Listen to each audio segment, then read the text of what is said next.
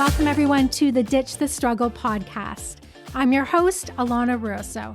I'm a graphic designer and career and success coach who knew I could do better, but kept falling short of where I wanted to go. And now, after years of exploring personal and career development, business, money mindset, and energy work, I'm here to tell you that yes, you can move from stuck and defeated to empowered and confident. Ready to dive in? Awesome. Together, let's ditch the struggle.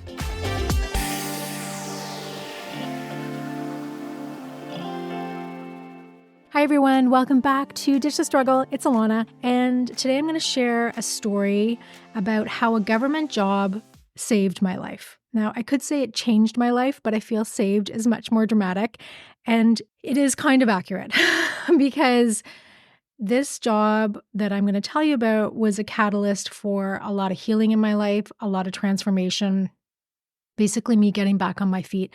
And the point of me telling you this story, and I'll tell it right from the job interview process because it was interesting, is not to say that you need to go find a stable job or work for the government. It's to help you understand that sometimes you need to be open to opportunities that you think are not good for you, or that you think you would never do, or you think make absolutely no sense. Because in a billion years, I never thought I was going to end up having a government job. And how it came to be is really interesting. And even if you don't listen to the rest of this episode, I just really encourage you to consider applying for jobs that maybe you're just a little bit interested in and seeing what happens. Maybe think of different industries you've never thought about. And also start thinking about jobs not just as steps of your career, but as potential ways to expand, change, transform your life.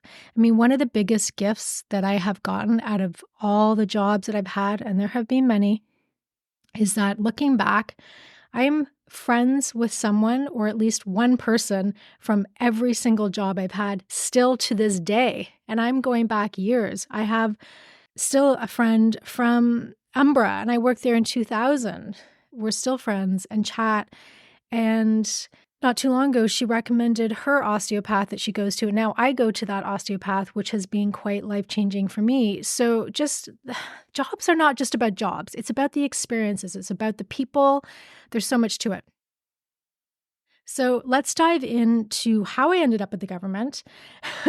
And it was for the city of Mississauga, and what got me there and just the process. So in 2016, I've mentioned this before pretty well every episode at this point, really tough year, so much going on in my life. My anxiety was kicked up to a whole different level. So the physical anxiety was really hard to manage.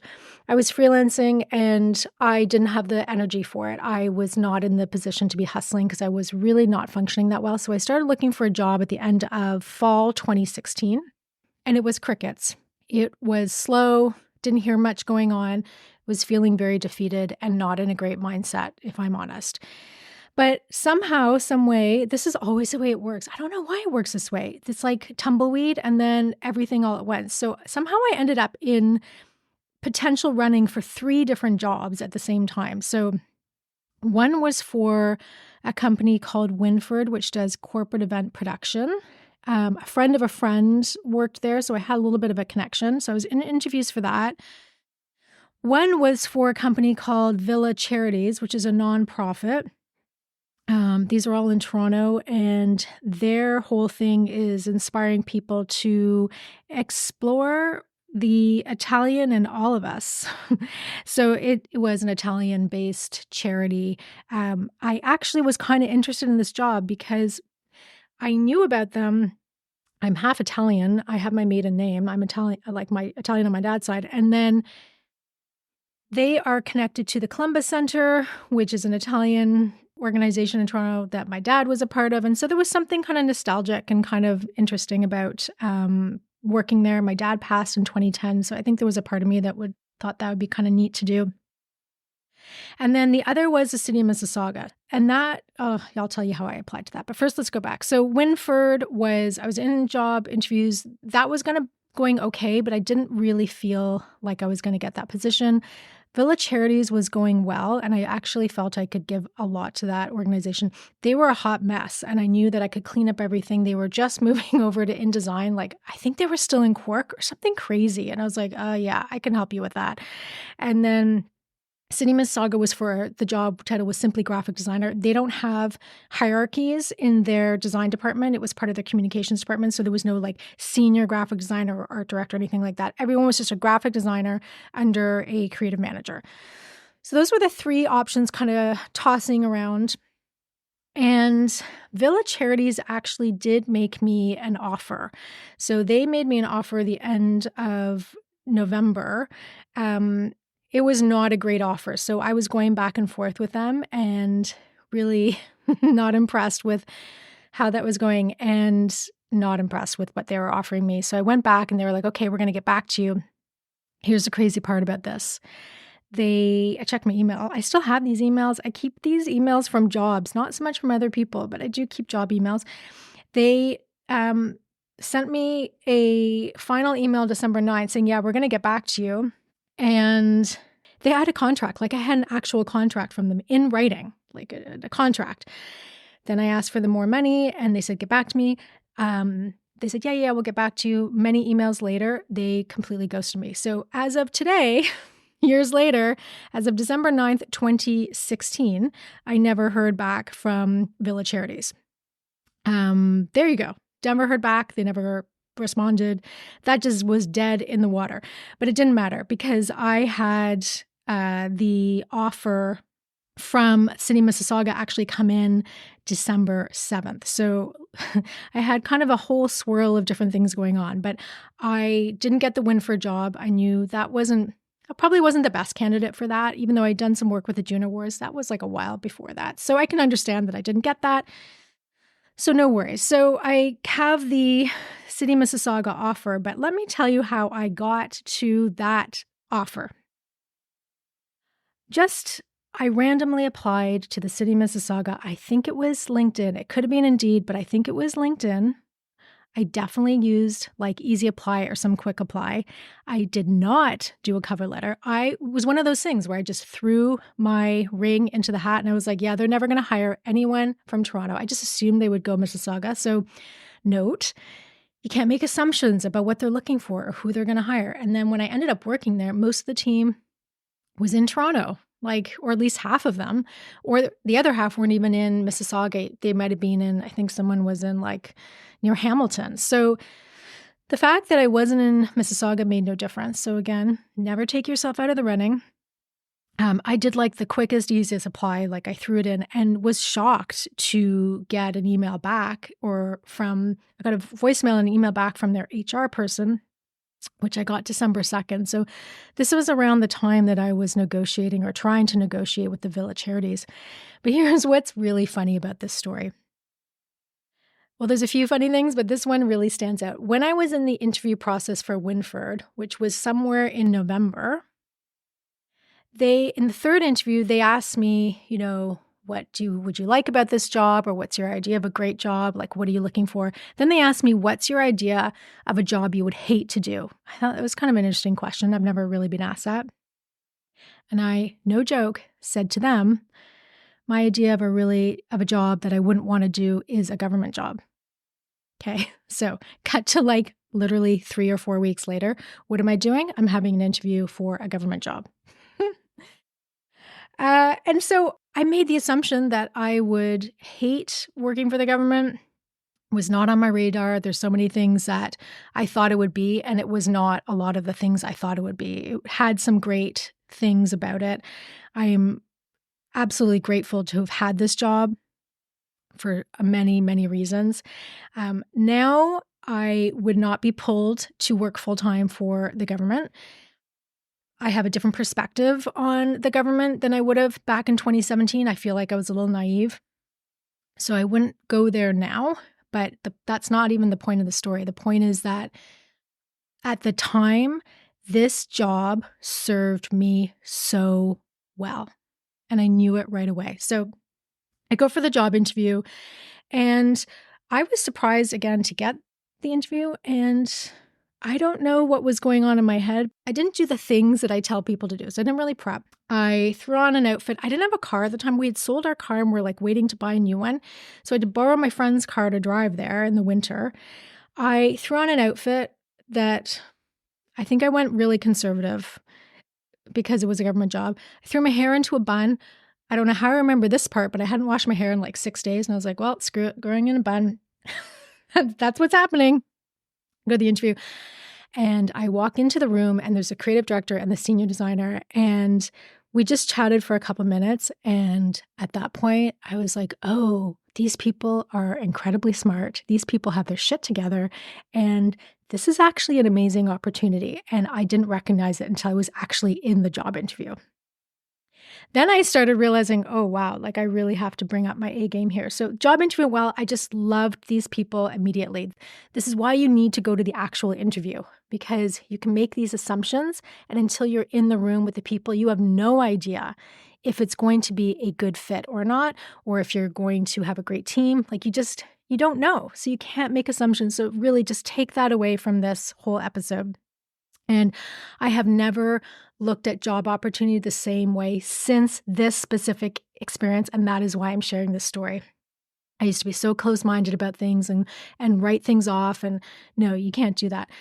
So have the job interview, goes pretty well. When I looked through my emails, I got contacted by HR December 2nd, and I had the offer by December 7th. So like somehow 5 days later, I had the offer and in my inbox. So it was really quick. I guess I had the interview quickly. I only remember having one interview. Like none of this go 3-4 rounds stupidity. Like that's insane. I've seen posts on LinkedIn that, and I agree with this. If a company takes 4 rounds of interviews to interview, like to find the candidate, they're not doing things the right way. Absolutely not. So I took the job. And this is what it was going to bring me. Like some of the things I knew was going to bring me was stability. I needed to be less available to my family at the time because the burden of too much care for my mom and things was just really heavy upon me. I needed to disconnect a little bit. I needed to build my own life out a little bit as well. So I needed the steady paycheck. I just couldn't handle the stress when I was under so much anxiety of like waiting for checks to come in. And listen, freelancing is sometimes not for the faint of heart. And I think it's often glorified and simplified in when people talk about it. But at the time, I needed the steady paycheck. And I'm okay saying that. That's what I needed. So I start the job. And as I said, I didn't have a car for the first couple months because we were looking to buy a new one or like a new secondhand one. And I had to commute to the job I'm in the East End of Toronto. I had to catch the 6:35 bus. I had to take 2 buses, a subway and a GO bus to get there. So it took 2 hours to get there. So I used to get there for 8:30. And coming home used to take me 2 hours, 2.5 hours. So I would leave like 4:30 and get home often by 7 o'clock. It was a long day. But I do remember that I was on the GO bus one day going home, and I knew that this was the right thing for me, that this was good. I immediately loved the team. And the first day I walked into the kind of like the room where all the designers worked, the part of the office, and they had their own separate section. It's not like this anymore, and things have changed so much. I was there during, I think, what were some amazing days. But you had a door separate from the marketing communications department, and it was just graphic designers. I think there was 7 of us. There was one other designer that was hired at the same time, and it was just we were both doing 1-year contracts. And I liked that because it felt like steady and stable, but it wasn't a long-time commitment. I knew that if after a year, I didn't love it, well, I was going to be leaving anyway because I was just covering a mat leave. So I walk in the first day and it was its own kind of separate studio, and it was just the vibe. I was so down with the vibe. It was, as I said, the friendliest, funniest. I love people who have a sense of humor, and like the most talented designers I think I've ever worked with. Like the talent was off the charts. I mean, the team had won so many awards, which I figured out when I started actually doing my due diligence and my research. And we used to listen to music most of the day. We had a wall that everyone would just put up their illustrations and drawings and doodles. Mine were probably the worst. I'm not a great illustrator, but they were just amazing. And turned out my manager was a empathetic, thoughtful, lovely person. And this job, it really meant so much to me. It's so what I needed. And I remember a couple years later, I was going to dinner with my manager and I felt I really need to tell her. I was like, I need to tell you how much this job meant to me and how I needed it. And I'm just forever grateful. There were 450 applicants apparently, and me and one other person got the role. So how it happened, it was kind of like winning the lottery. The other thing that's wild about this story is like random shit can happen that's amazing that you could never have predicted. One day you can be just like feeling crap about your career and have no job. And the next day you can have a job, you can find something or have an interview that leads to a job. So you can't give up hope. I've never forgotten this experience in terms of that and what it did for me long term. So some of the things that came out of this job that have really nothing to do with the actual job. I mean, the work was good. I loved that it was only 37 and a half hours a week. I actually was not really allowed to work above that because I was a contractor and they would have to pay me overtime. So there was like a cap on what I could work. So 7.5 hours a day, and pretty well every day people took lunches. So the culture was balanced.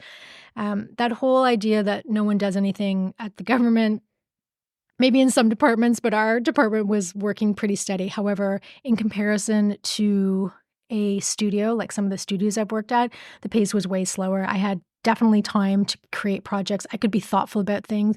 I was able to triple check my work. Like how anyone who's a designer, how much it means when you can actually check your work and not feel like you're just frantically throwing shit out the door just to get it done. You could think about concepts. You could develop things that make sense. It's like way more fulfilling as a designer. But some of the other things that came out of this job that I didn't expect were I kind of started able to feel more confident about myself. I was able to build myself up. And that was in large part to the fact that I had no idea when I joined this job that they had their own internal Toastmasters club. Now, some of you may know Toastmasters. It's a organization, it's global, for developing your public speaking skills. And it was something that was always on my bucket list to do. Never really got around to it and was always like nervous to do it. I am definitely team Toastmasters, but I have some caveats about that. And the main one is you have to find a club that you resonate with, because some of them are intense and wacky and maybe not your vibe. And I've guested at a few different Toastmasters clubs, and some of them I don't care for at all. But this club, they met once a week at lunch hour for 1 hour. So most Toastmasters clubs will meet once every 2 weeks for 2 hours. This was like a much smaller time commitment. It was in like the building beside us. And they were really hilarious people. They were so much personality. They were friendly. Like I was down with the vibe. And so that experience, I'll probably do an episode just on Toastmasters for people that want to like do the deep dive into it, was transformative. I started speaking up again. After feeling like a real just crappy for a lot of time, I started finding my voice. So I think the irony of this whole government job is that like a government job helped me find my voice. And again, it's nothing to do with the government. It's the fact that that's just where the job ended up being. The idea is really that, one job can dramatically change your life. One job or one experience can set you on a totally different trajectory than you would have been. So I've done freelance for this team since then. I've kept in touch with all of them. And in addition to just kind of, I think I really upped my design skills. And then I also kind of learned more about public speaking, which, a few years later, I was speaking at Design Thinkers, and that, like honing those skills and that public speaking part was like so important for me. I'm trying not to say the word super, by the way. I feel like in every episode I say it 500 times, but I guess I love that word, but really important. So there was a lot coming out of this job that I never could have anticipated. I never could have predicted. And I will never forget this experience. I will never forget this experience. It helped me land on my feet. it helped me get my life back. Like I do feel like I got my life back. Like this was the beginning of an upwards trajectory for my life after kind of going down and down and down for a while. So I'm happy that the Village Charity has ghosted me. Was like their loss. I totally could have helped them and I felt like it could have been a good fit. And I'm glad that the Winford job didn't work out because that was probably a month before the City Mississauga and I wouldn't have ended up then at the City of Mississauga.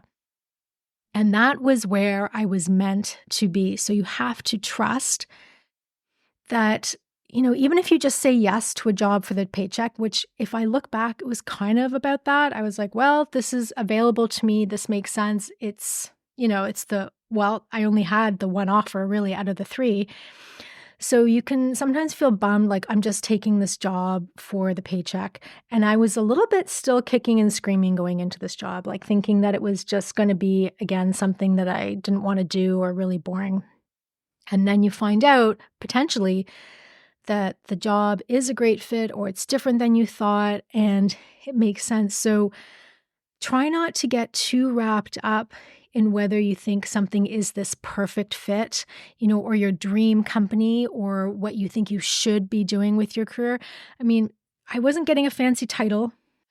I don't know. It wasn't like this sexy job and some cool studio.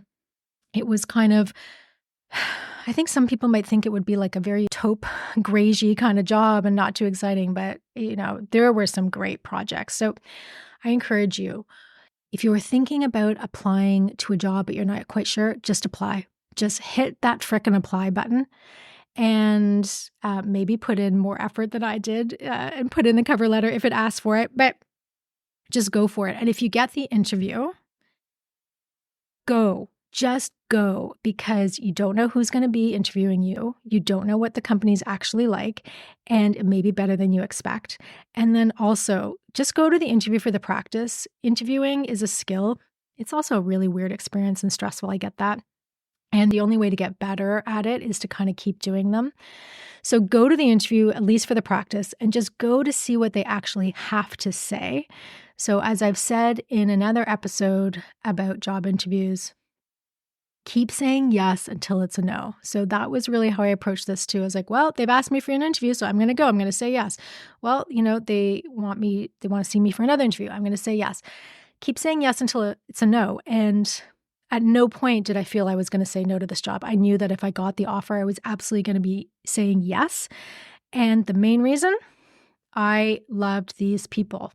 I knew right away that I was going to love this team. And I did, as I said, they were incredible. They are incredible. They do incredible work. And I would not do this again. Like if I look back at that time and what I needed, this made sense. I'm ridiculously happy that I actually clicked that button and applied. And I'm really proud of myself for going through with the interview, even when I didn't really want to, because I didn't think I was that interested in the job. So bottom line, stay open to any and every possibility that comes your way when you're looking for a job, a new career, or a new experience. Just stay open, apply, say yes, and then if it's a no, that's okay. But magical, crazy, amazing things can happen when you just decide to try and go for something that you would not have normally gone for.